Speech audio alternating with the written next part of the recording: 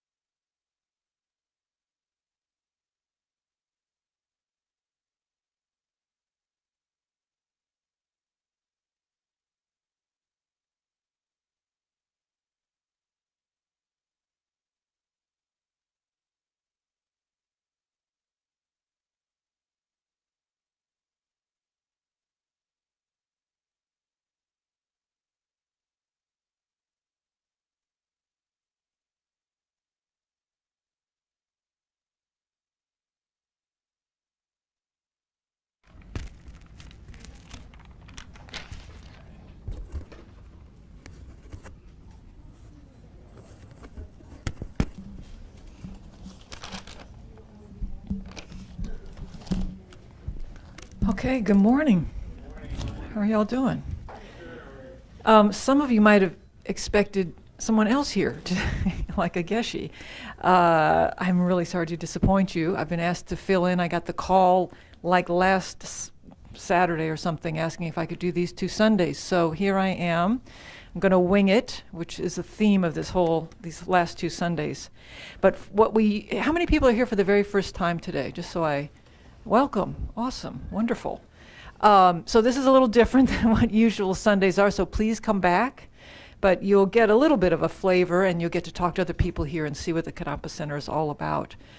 The way we always get started is we set our intention, like, why am I here? Am I here to have a good time, to understand a little bit about Buddhism, to calm my mind, to try to be a happier person? Whatever your intention is, you try to really kind of hold on to that and amp it up a bit. And the way you can increase that intention, just even when you go to the gym, you have an intention. And the stronger your intention is, the more you'll get from it. So when we think about if I'm able to reach that goal that I came in with today, more and more people around me will feel that, will benefit from that. The calmer I am, the happier I am, the more I know. So your intention can kind of grow like that. And then we always start with a couple of mantras, which I'm going to ask Andre to lead us in. And if this is new to you, it's not like some magic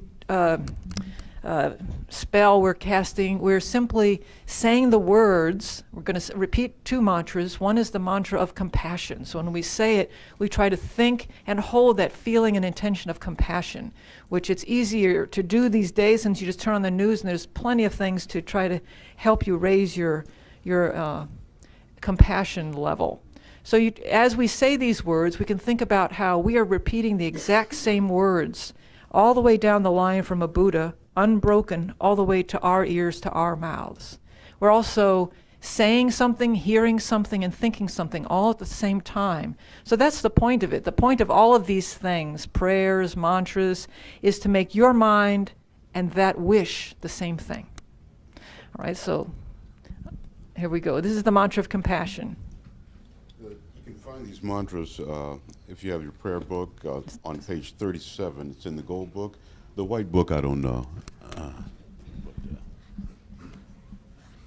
We repeat them so they're kind of easy to memorize. And there's 7 times, or? 8 times 8 for times. Chinrezig, 7 for Green Tara. Okay.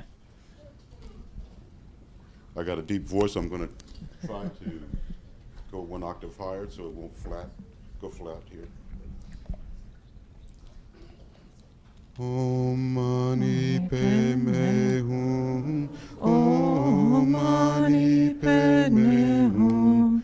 Om Mani Padme Hum.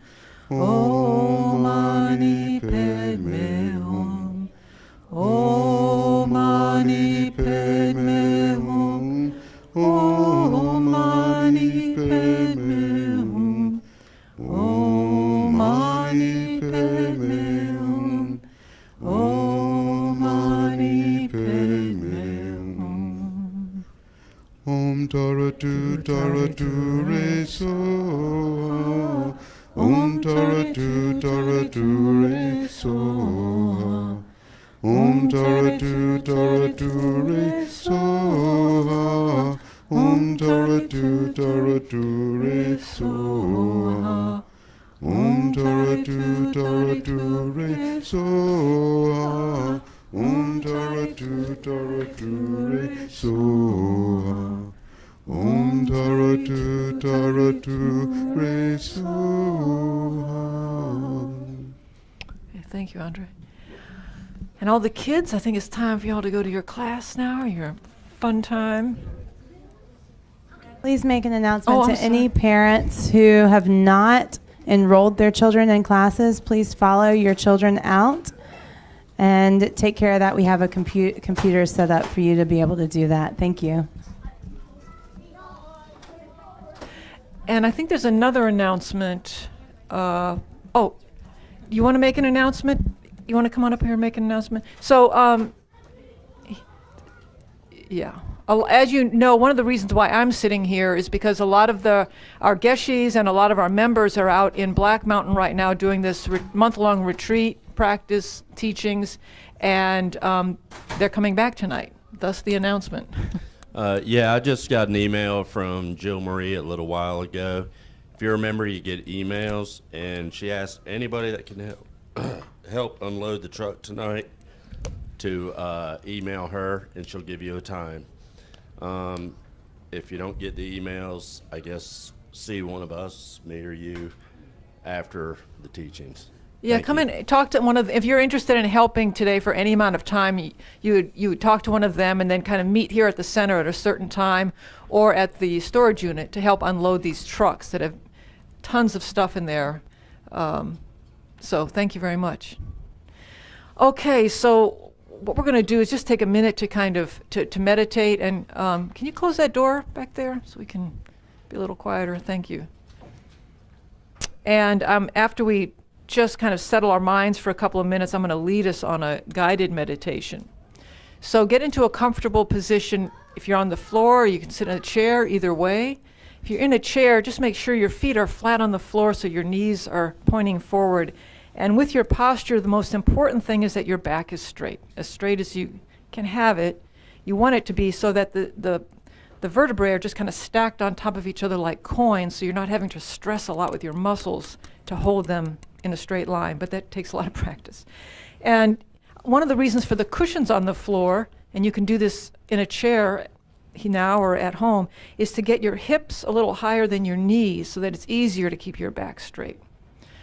And then if you want to do the typical hand posture, but again, you can have your hands on your knees, your lap, but one way is your left hand right below your navel, your right hand gently on top of it, your thumbs together, just gently like you're holding a piece of paper there.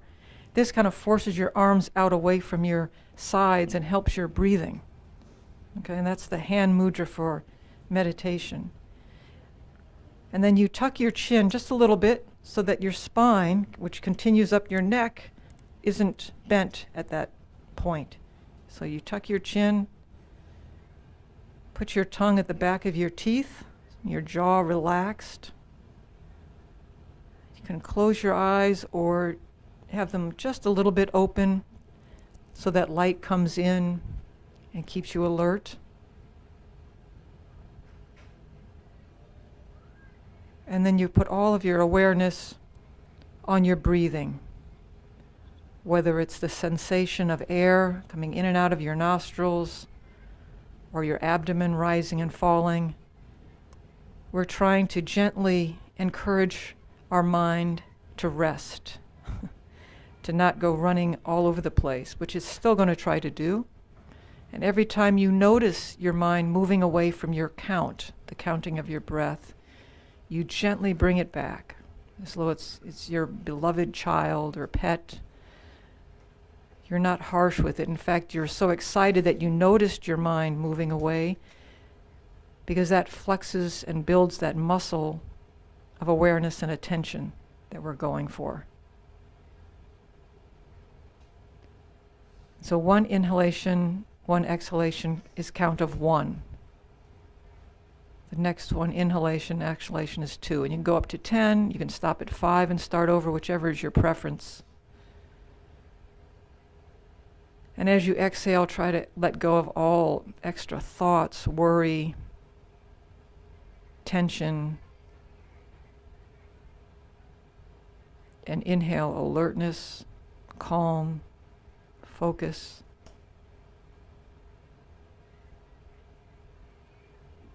I'll just let you do that for a few minutes, and I'll ring this bell after we've practiced this for several minutes.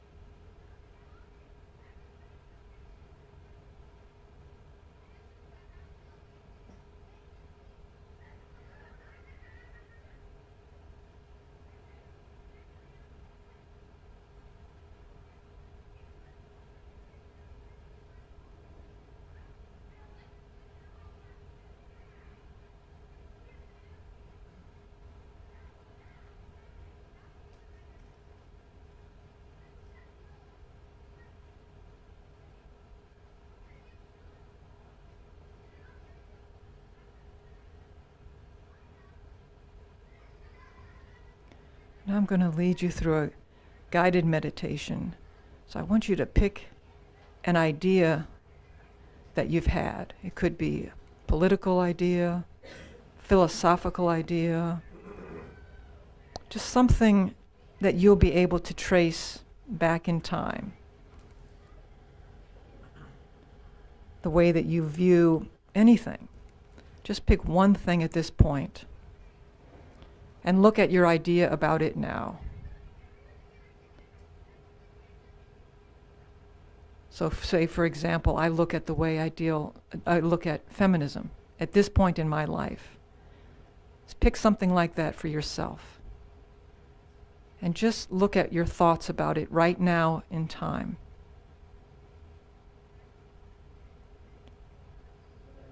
And then I want you to go back in time a year ago. Last September. What were your thoughts about this same topic at that point?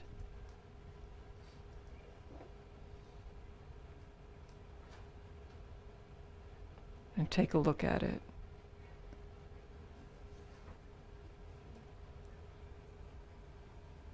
And then go back in time several more years and take a look at it. What events were shaping this idea that you had? What questions did you have? What people around you were influencing this idea? Things you read, events in the world.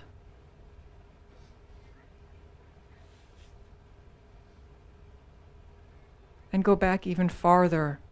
And keep going back till you can see all the contributing factors as far back as possible.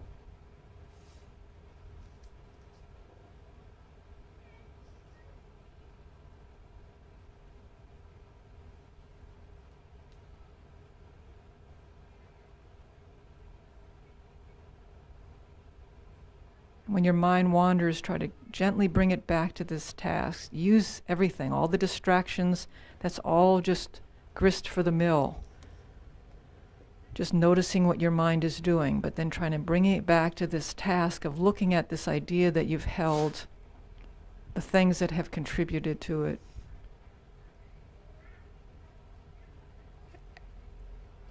When you've gone back as far as you can, then come to the present moment and imagine going forward in time. It could go in many different directions. Just pick one. Pick a direction this idea could go in. So you might want to pick the best direction. And what are some factors that would contribute to making it better, different, changed?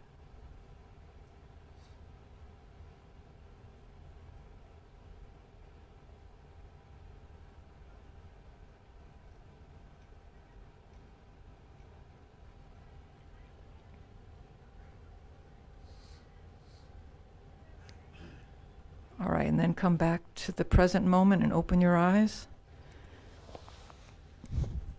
It's similar to what we did last week when we were actually meditating on a physical building and going back in time and forward in time to see the fluidity of everything, the impermanence of everything, physical, our thoughts, all of this, and what role we play in making those changes. So that's kind of the theme for today.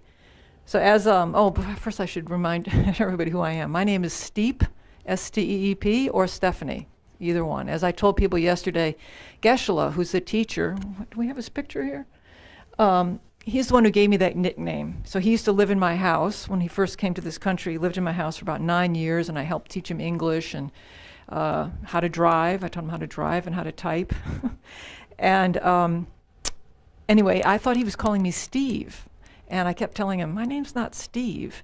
And finally, I got from him that he was calling me Steep, because steep means to go straight up. But I told him it also means to go straight down. He had only heard one definition of it. So I said, but I'll take that name so that it reminds me over and over, it's up to me. which way I'm going. Just like that idea that I had you meditate on. There's things that will happen that seem out of your control, but there's also a lot that's in your control of where you're going to go with that idea. And so when I got called to just go to the center and lead 2 sessions on Sundays, Steve, okay, I'll wing it. And I thought, well, this fits in perfectly with what's going on in my life anyway, because I was taking some improv classes.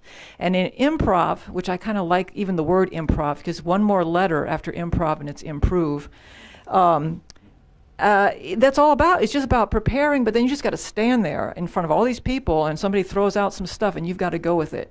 And so there's a lot you can do to prepare for anything. You think about your jobs, you think about when a hurricane is coming, you think about all these things. There's a certain amount you can prepare for, and then the rest is just being aware and being ready to use any tool. And I think, at least for me in my day job, the problem is I get kind of in a rut because I think I know what to do when a person says this. Oh, when they say this, it means X, Y, and Z, and then I do that.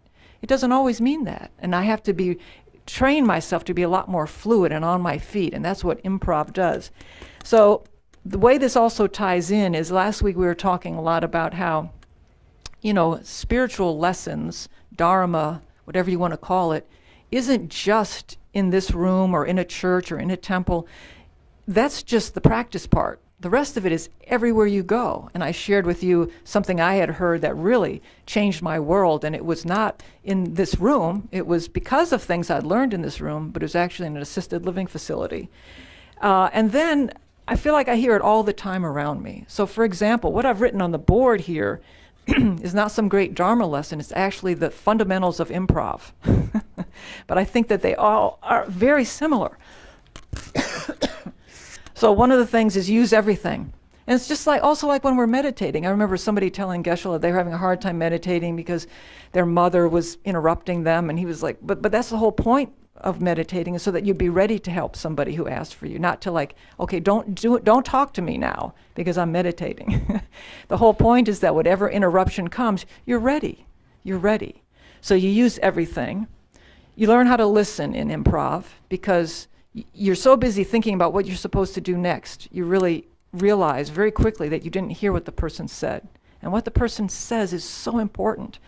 It's just like in all of our lives, in everything we do, listening is important, but we often think that listening means we agree. And so in my day job, I'm a mediator, and sometimes I'll ask the people just to tell me what the other person said, and they can't, or because they didn't hear it, but they also think if they repeat it, it means that they agree with it. And we really do end up thinking that. If we say back to the person, okay, you said this, we think that they're going to think we agree with them. And it's so not true. But it's the fundamental. It's like number one in terms of improv. You really have to be able to really listen well. And then last week we practiced this exercise, which is in improv, you want to say yes to whatever the other person is doing, and then you add to it. So for example, if you're in a scene and somebody says, okay, this submarine is really large, and you say, we're not in a submarine. Okay, and all you have now is a fight. But if you had wanted to be in an airplane and this person just said, hey, we're in a submarine, you could say, yes, we are. And did you know this submarine knows how to fly? So the whole point is starting with yes, which in terms of the way I look at this as a Dharma message, is that it's about accepting what is. Doesn't mean you have to like it. So last week we talked a lot about the hurricane coming, and there's several more, so we'll talk some more about that. But it's accepting what is, and then what can I do? What can I add? Just like in the meditation you were doing, what can you add to the thoughts that you have to make them go in a direction that you want to go in? That's exactly what's happening in improv every single minute. You start to actually see the effects of your action on this scene. When sometimes it's hard in our own life because we don't see that. We don't get that big picture view. The next fundamental is to support your partner. I love this one phrase that my teacher says, which is, if you make them look good, it makes you look good. So the same is true in our relationships and in all of our ways of being. If we can help this person look good and feel supported, it will come back to make us look good and supported. This is exactly then in improv.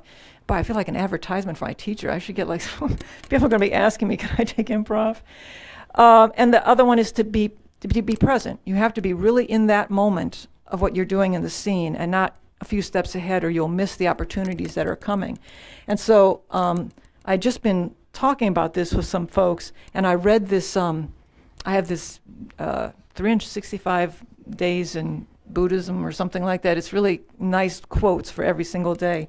And this one quote was saying, if I can keep my mind in the present and not worrying about the past or the future, I've just stopped the war. Stop the war that you got going on in your head. It's so rare that it happens, right?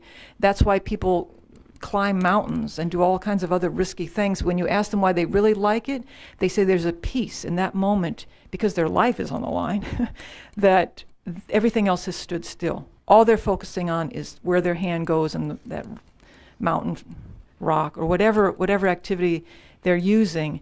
It's usually what they're describing is that the past and the future have stopped, and they're just completely in the zone of whatever it is they're doing. That's fundamental for everything, and certainly, again, for improv. You have to be present. You have to be honest. If you don't really find a way to work with what's going on right in front of you, it all falls apart. Everybody else can see it. Why aren't you seeing it? It's learning how to be brave enough to name the elephant in the room. And there are no mistakes. So whatever is said or whatever happens is just part of it. So that's what I was also saying when we were meditating. If you hear kids or somebody's coughing next to you, that's not a problem. That's actually exactly what you need then for your meditation, to see how your mind is going all over the place and to help strengthen it by bringing it back. And then this is one of my favorite things, which is one thing leads to another, whether it's here, it's our lives, with the meditation that you were just doing, or it's in improv. One thing leads to another. So I'm going to have us play some games. And we'll kind of test this out and see how it goes, and try to make that connection then to our own lives and how this works in our lives and spiritually as well. So there's this one really, I'm going to get you into some groups to try some of this, and then instead of me telling you, me standing up here talking to you forever, you can talk to each other and figure out, well, how does this apply? And draw some of your own conclusions. All right, so, okay, here's one thing we're going to do right off the bat. Andre and I'm going to pass a clap to him. He has to pay a lot of, we're both going to try to clap at the same time. You want to stand up? So we're not going to say anything, but we have to look at each other and figure out when we're going to clap, so that it may not work, right? But we're going to try to make our claps be at the exact same moment, okay? Close, right? And then, so we're going to do that.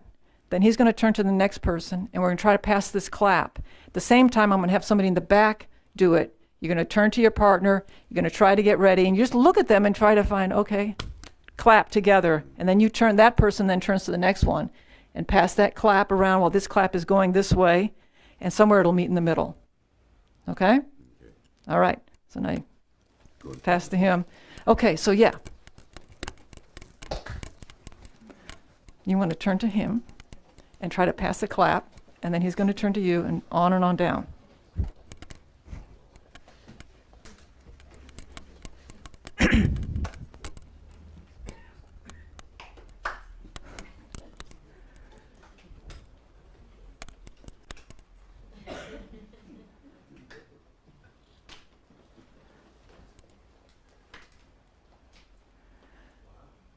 Good. Now, can you come up here and pass it up here? Oh. We're missing this.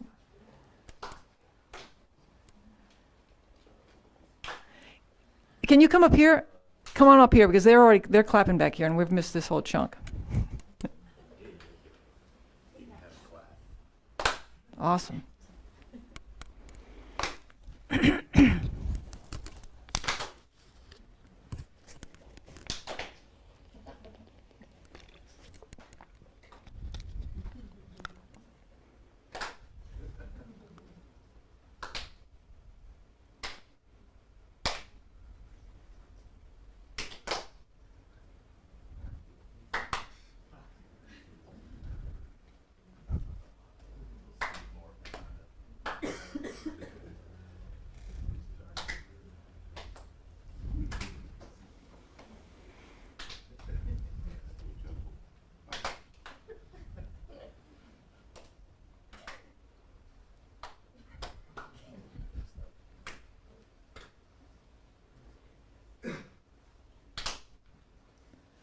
Wow. You got sets claps on both sides of you? All right. Okay. You're right in the middle then. Thank you. That was amazing to watch. I've never seen it done in a large group. But it's exactly like what I was saying when we say this mantra. It's something that's come down from generation to generation in this unbroken chain to then us saying it. You just kind of saw the same thing on a very fast scale. All right. So I need like 5 people to come stand up here. It's not gonna be embarrassing. You're gonna just say one word. That's it. And Trip, I know you want to do this. Okay. Turn off. I think I made it too hot in here. Okay, so we got Trip. You want to? Oh, awesome. Okay. We need. Oh man, great. Okay, we got our team. All right, and tell us your names. Kevin. Lori. Kirsten, Andre, and Trip. Okay. All right, so what we're going to do is, this is the whole thing about one thing leads to another. We're going to have them tell us, they're experts. They are experts. We're going to pick a topic that they're experts on. Give me a topic. Car washing. Okay. They are expert car washers. And they are going to tell us their story about this one word at a time. All you have to make sure is that it's grammatical. So if you say the, then you shouldn't say the, okay? So there's not a lot of pressure on any one of you, and there's no mistakes. Any word, I mean, make it fit, like it can't be double the. And if it's a period, then you say period, and then you start the next sentence, okay? And we'll just... Will it go this way and then back, or this way? That's a good way. Yeah, let's go this way and then back.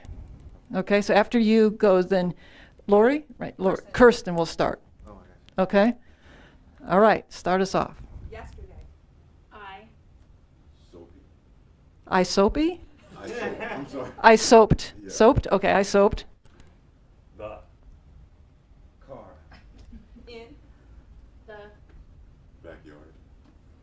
it was fun and Challenging.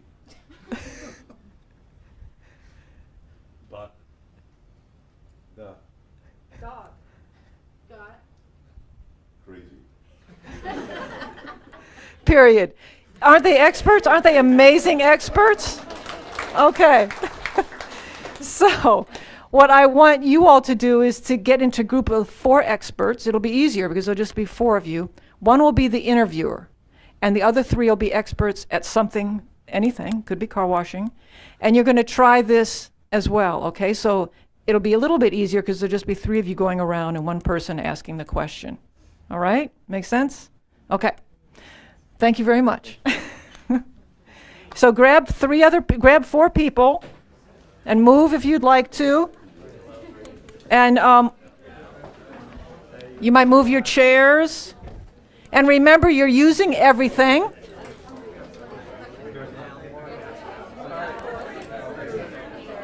Okay, and I will flash the lights when we're done, okay? I'll flash the lights when we're done.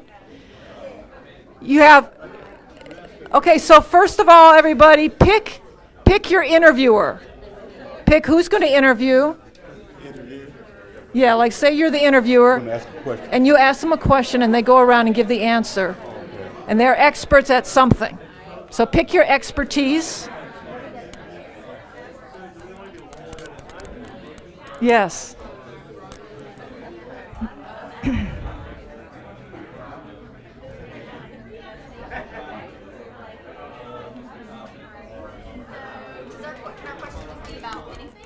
Can be about anything. So say they're car washing experts. they're meditation experts. Okay, you could just say, you could ask them anything you want about it. They don't have to be, correct. They just have to have sentences.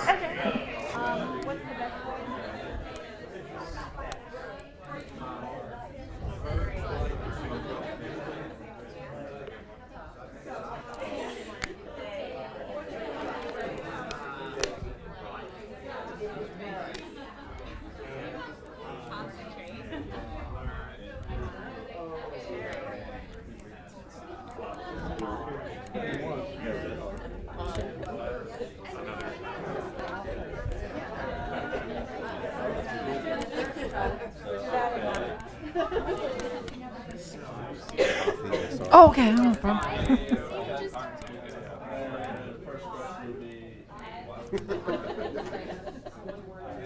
So.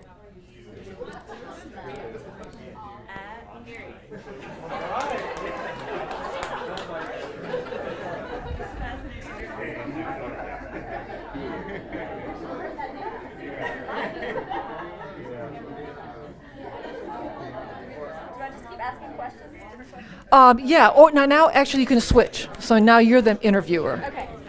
Okay, and you can switch interviewers. After you've done it one round, you can switch so the interviewer gets to be one of the know-it-alls.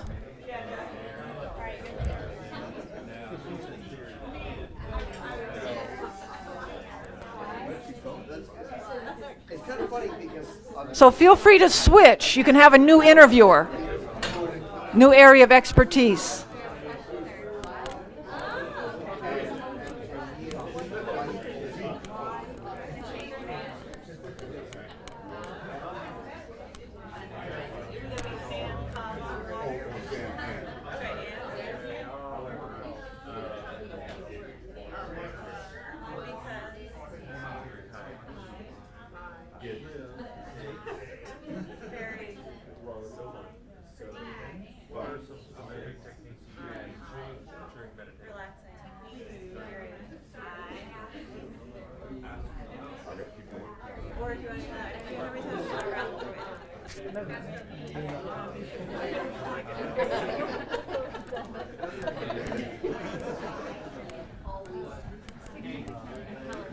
Okay.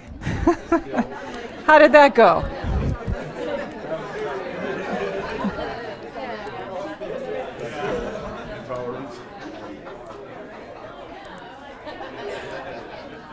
Any questions?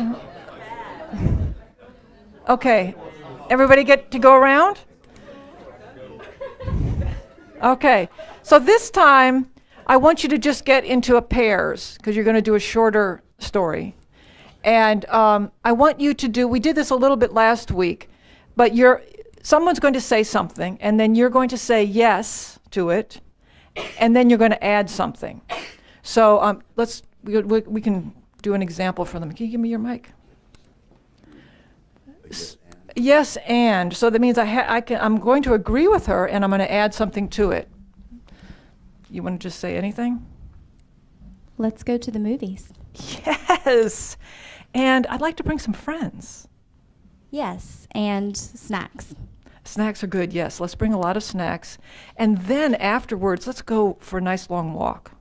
Yes, and go camping. Camping, awesome, yes. And stop at REI and buy this brand new tent that I'd really like.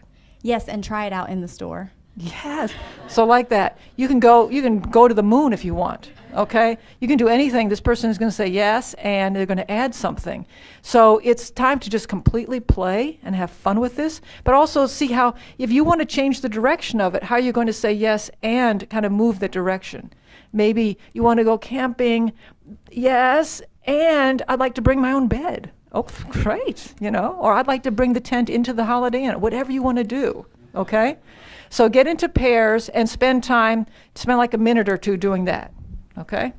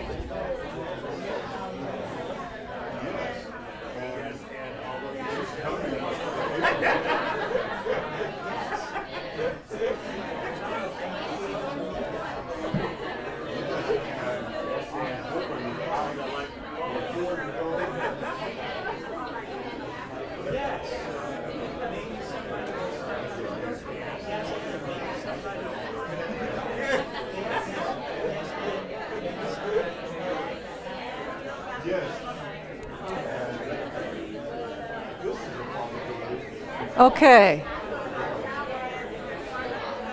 How did that go? Yes. And I love being around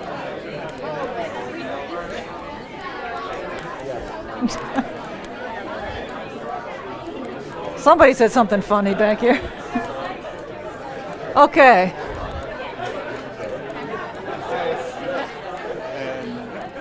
Well, I got to tell you.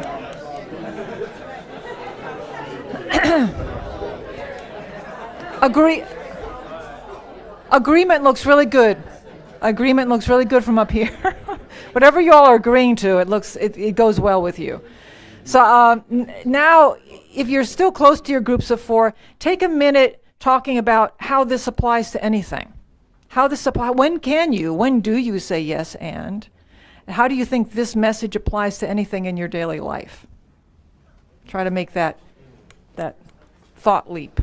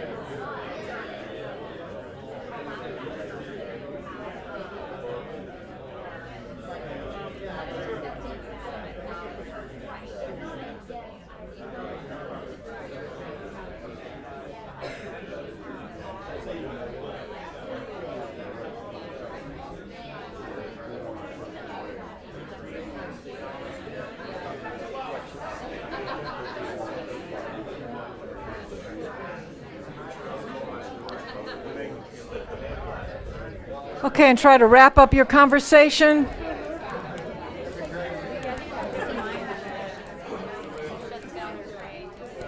Try to wrap it up. I'll get you an air horn. I need.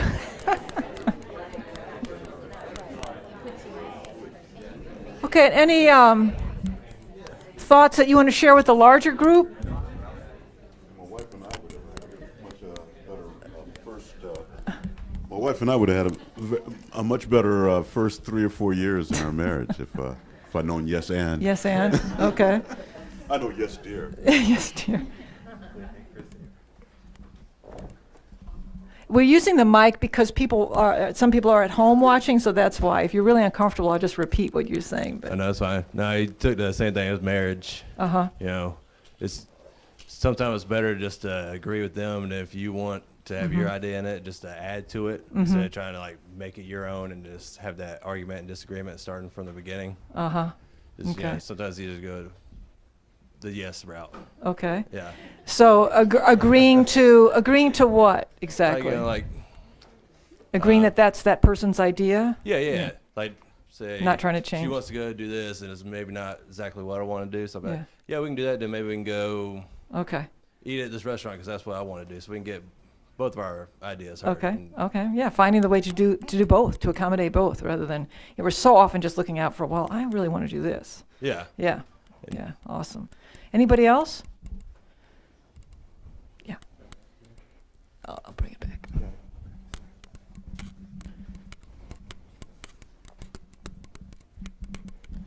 I think it can also be a very elegant way of saying no, Mm.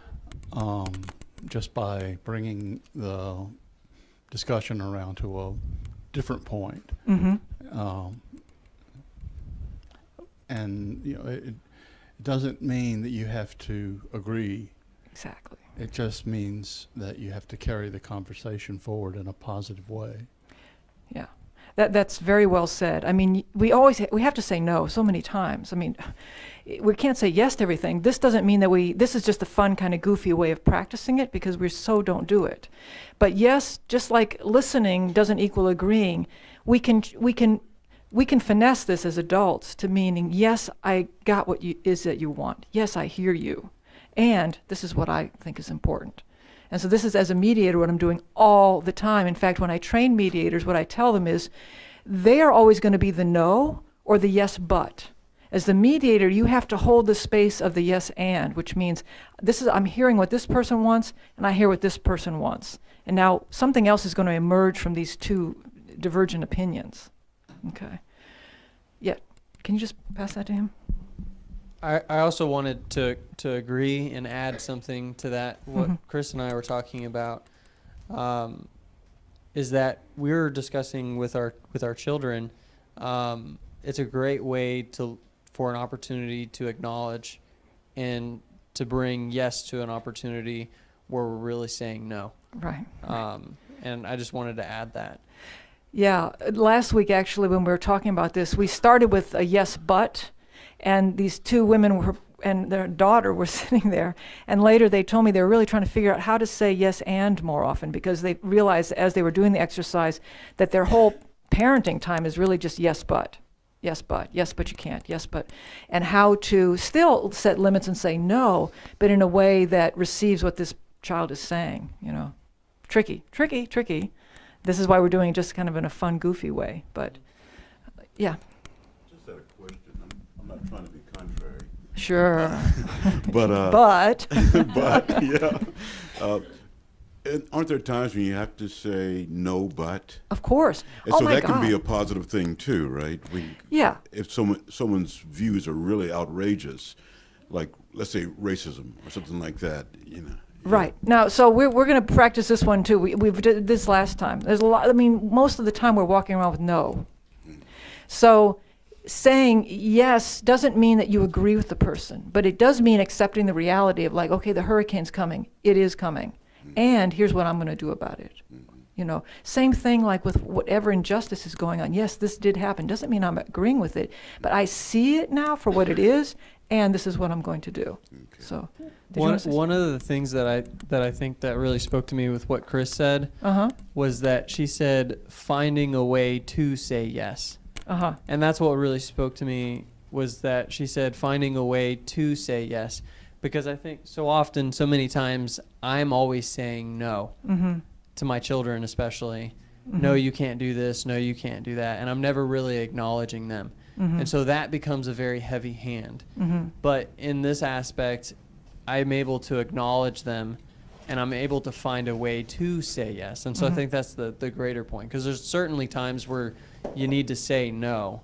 But if there's a way that we can find a way to say yes and acknowledge them, right. I think that's the great aspect of that. Well, and also this is about collaborating. This is about building a scene. And so if you're not always building a scene with somebody who's trying to destroy his scene. That's a whole nother ballgame. Yeah. But here, we're starting with like these are people that we're wanting to build a scene with. How do we build a scene with people and include their ideas, or how do we say yes and?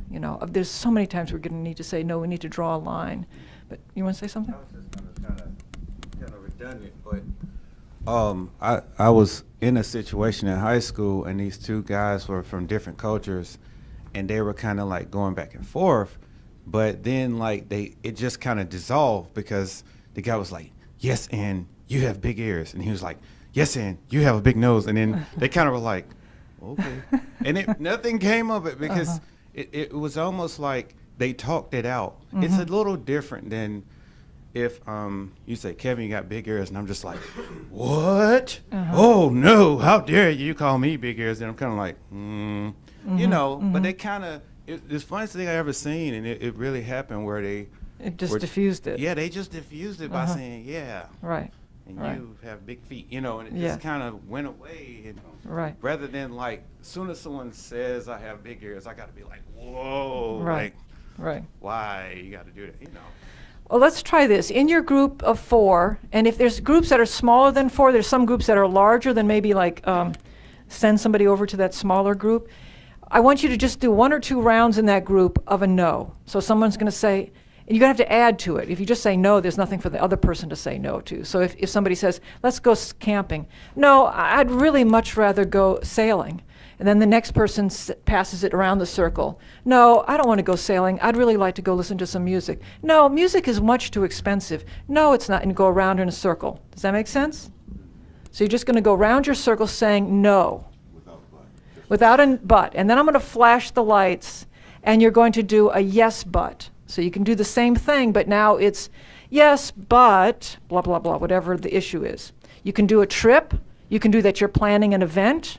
You can do that you're planning a big party, something like that. Pick one thing that you're going to talk about so that you have some starting point. And so the first round, it shouldn't take long. So the first round is just a flat out no, but you add something to it, pass it to the next person, okay? So you're a team, you're trying to plan a trip, you're trying to plan a wedding, you're trying to plan a party, and everything the partner on your left says, you say no and pass it to the person on your right. And around you go until I flash the lights, and then you do a yes, but. Make sense? Okay, start.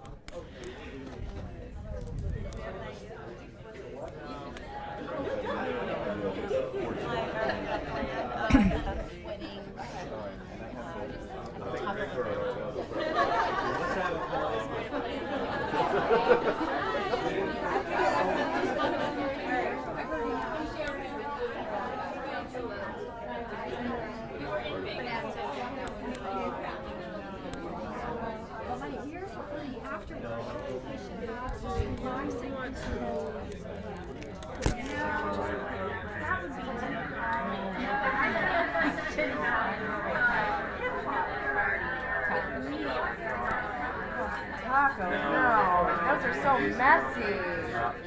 Let's do wraps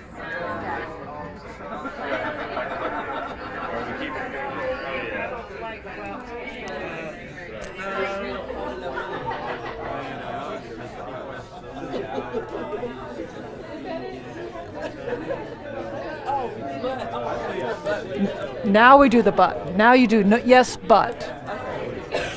Yes, but whatever. And you can move away from food. You can do whatever. Just bring their own.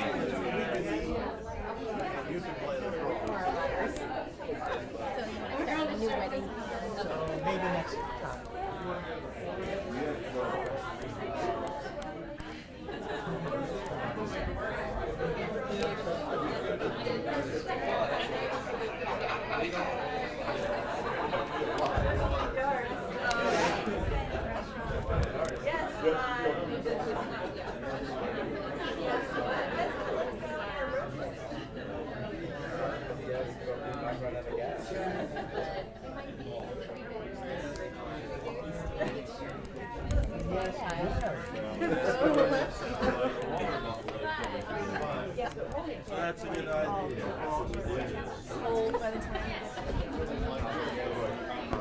Okay.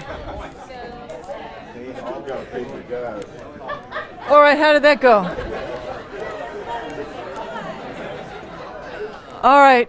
Did you make any progress? All right. Last week, excuse me. last week when we did the first one, some people, and I totally agree, saying no is so much better than saying yes, but. It feels better. Just saying, no, I'm not doing that, right? The yes, but can feel so passive-aggressive and so draining because it's like you're halfway there, but. And the no, actually, people said it felt kind of energizing. And then the yes and felt just like, let's be goofy, let's have fun. Let's be creative. So one of the things that the yes and is supposed to just help us is look for options, look for opportunities, that we miss that so much. So sometimes at my job, there's 45 other mediators and they often have a lot of ideas, and I'm often in the position of just saying no. Of course, I will have to say no to a lot of them. But it's also if I can find a way to maybe take that idea and do something with it, they're going to feel a yes from that. So it's kind of like, maybe it's not just a flat out yes you're giving somebody, but it's still everything else is receiving them. That's what listening is. Listening is receiving somebody, right? All right, any other thoughts about the yes and, or did you want to leave it on that yes but? Yeah. I didn't really like yes but. Right. Because it almost made me internally feel like I'm not being true to myself, rather than just say no, that's not what I want. It almost felt, excuse my French, but BS in somebody. Yeah. And didn't make me feel good. So I like the yes and the no better. Right. Those are more honest. Yeah. Right. Yeah. And so just the point of, we get to practice, some of us get to practice no a little bit more, but we hardly ever get to practice this way of how do you incorporate something else into something that you're going to build as a group. Okay, last one. You just do with a partner. This is going to be different than the yes and or the no's or anything. You're going to tell a story. So your partner is going to give you the title for your story. And do you want to practice this one with me? Okay. Can you give her the mic? All right, so I'll be on the spot. You give me a title. And then what's going to happen is as I'm telling this story, remember there's no mistakes. It can be as goofy, but I can take my time. I can slow it down. And you can really listen, and then you throw in any word that you want, and I have to incorporate it into the story. It's just to help me keep sharp, think on my feet. Again, it doesn't have to make sense. So you tell me the title of my story.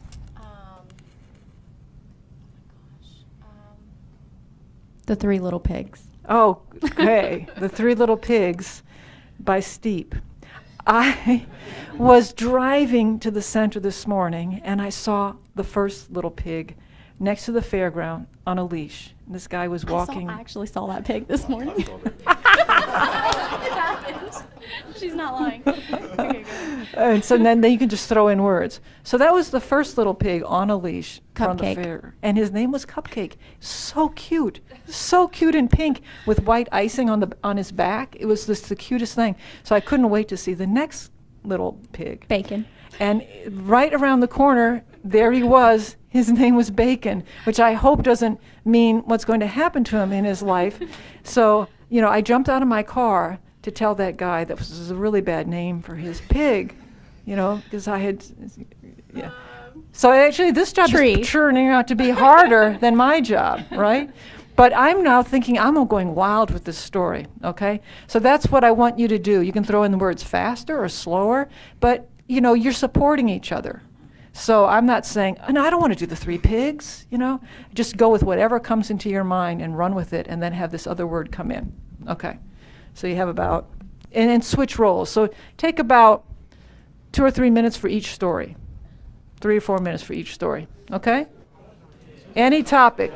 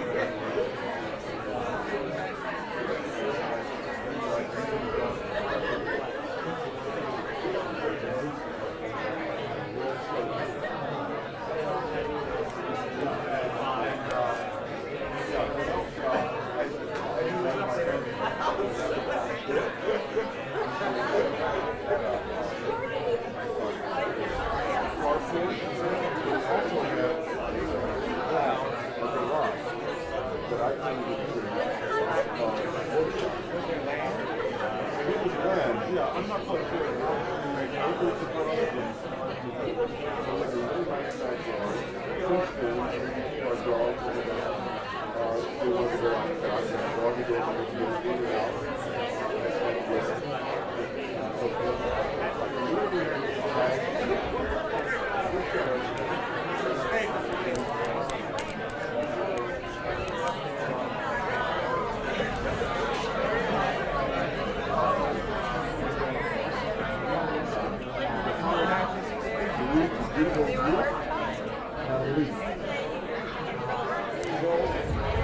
don't know anything about working on.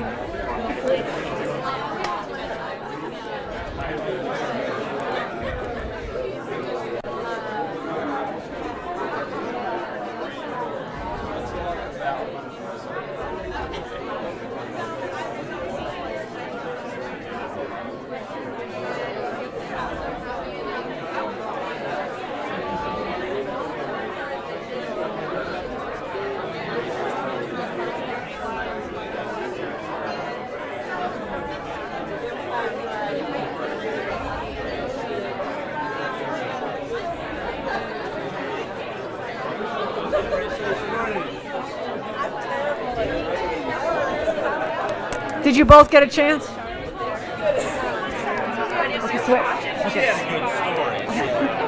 You had good words.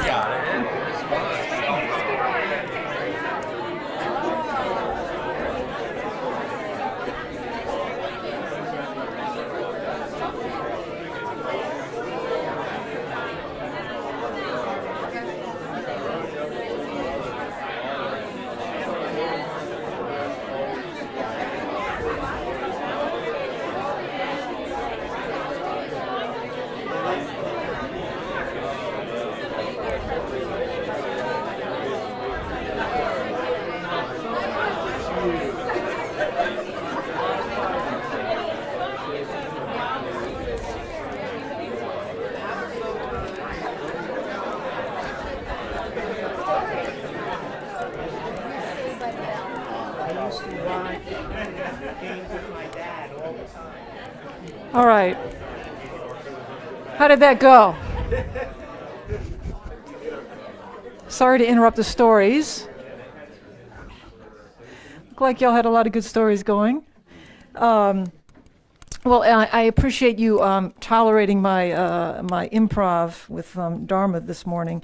To me, some of those exercises are like magic because for me, they illustrate exactly what Geshe is talking about to us all the time. I think one of the most profound things I heard him say, which I just meditate all the time, is you are the creator of your next moment of happiness.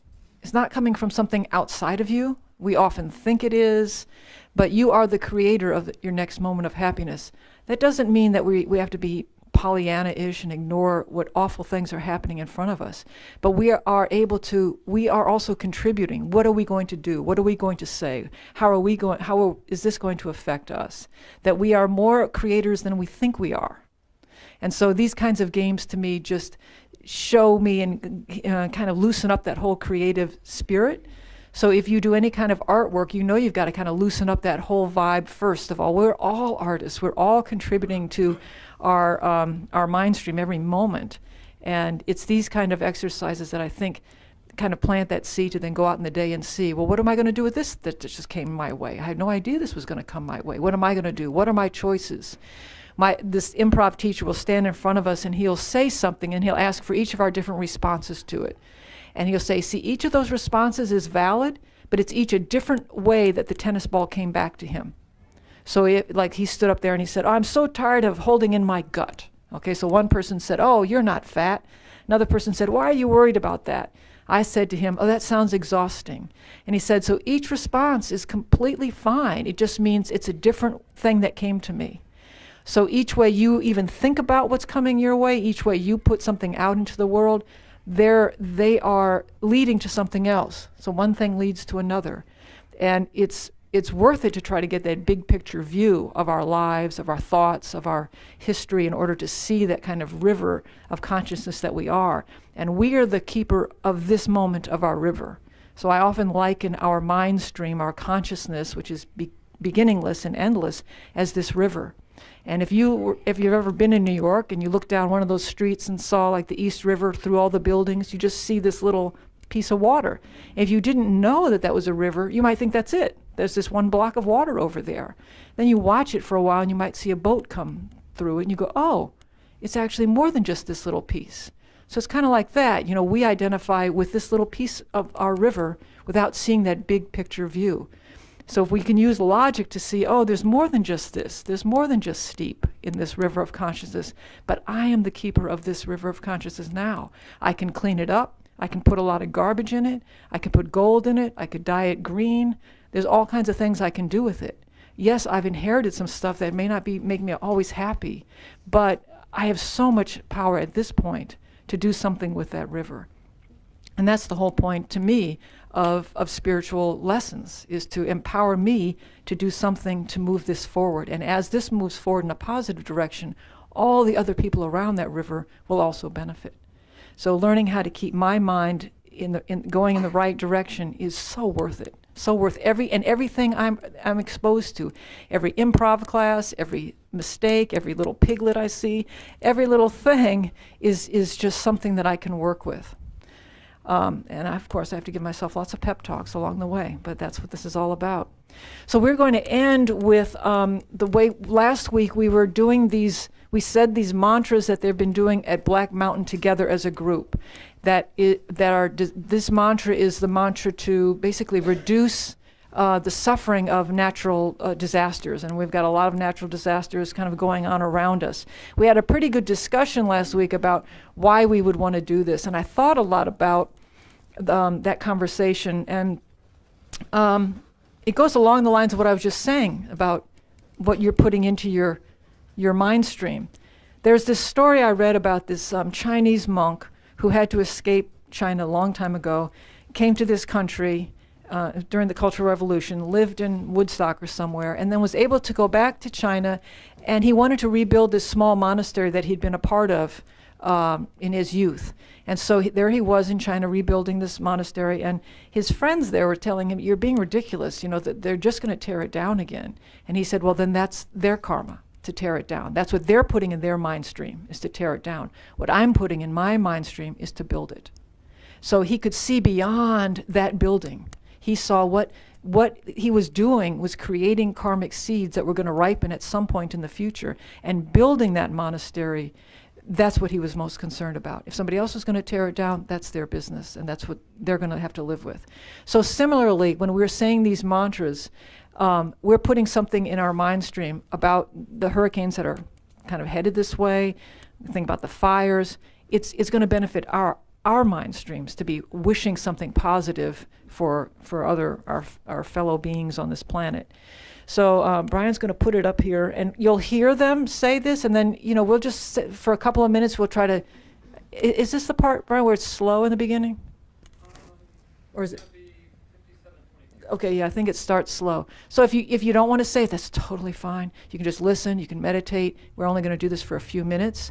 And as you're saying it, if you are saying it, then you're trying to also generate that feeling of wishing the best for everybody who is dealing with natural disasters on the planet. Okay.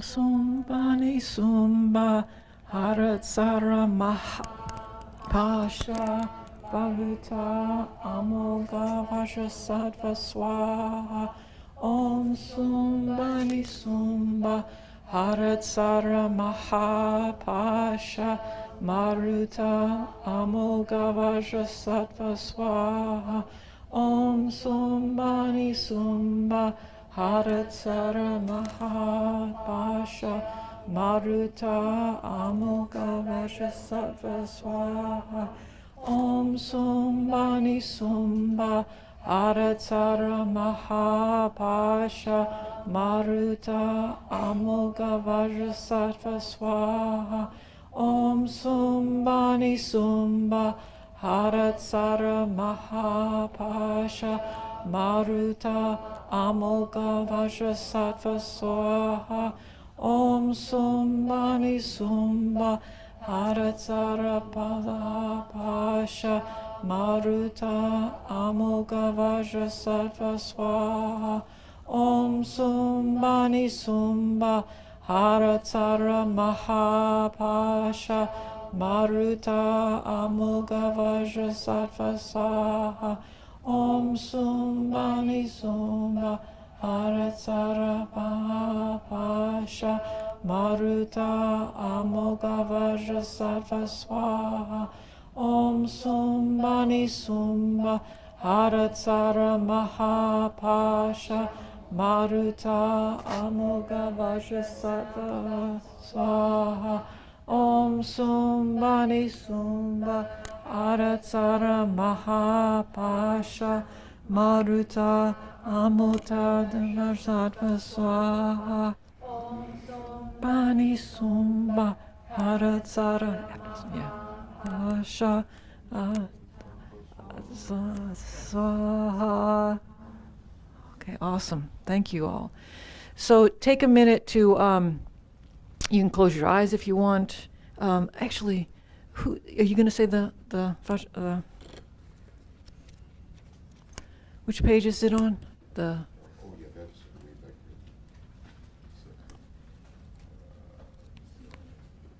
Okay, well, while he's looking, we say a dedication prayer at the end. I want you to take a minute to think about the effort it took you to get here today. You know, this is a day off from work for most of us. You spent time getting here. You contributed, you shared your energy, your thoughts, your questions. 246, okay. So think of all of the seeds, the positive seeds that you just created by your actions, by your thoughts, by your speech, by helping each other, by thinking about these things. These are not lost. And so the point then is to dedicate these positive actions in the best way that you can, so that they ripen to help you and your mind stream attain complete enlightenment for your sake and for all of those around you, those you know, those you don't know, those you like, those you don't like, so that the entire planet and all the beings benefit. And so with that in mind, we say this prayer on page 246? Okay. I already put that away. Oops. I'm going to have Andre close this out since he has this nice deep voice and he started us off. Again on page 246. May all beings everywhere, plagued by sufferings of body and mind, obtain an ocean of happiness and joy by virtue of my merits. May no living creature suffer, commit evil, or ever fall ill. May no one be afraid or belittled with a mind weighed down by depression. May the blind see forms and the deaf hear sounds. May those whose bodies are worn with toil be restored on finding repose. May the naked find clothing, the hungry find food. May the thirsty find water and delicious drinks. May the poor find wealth, those weak with sorrow find joy. May the forlorn find hope, constant happiness, and prosperity. May there be timely rains and bountiful harvests. May all medicines be effective and wholesome prayers bear fruit. May all who are sick and ill quickly be freed from their ailments. Whatever diseases there are in the world, may they never occur again. May the frightened cease to be afraid, and those bound be freed. May the powerless find power, and may people think of benefiting each other. For as long as space remains, for as long as sentient beings remain, until then may I too remain, to dispel the miseries of the world. Okay, thank you all. Hope you have a wonderful day.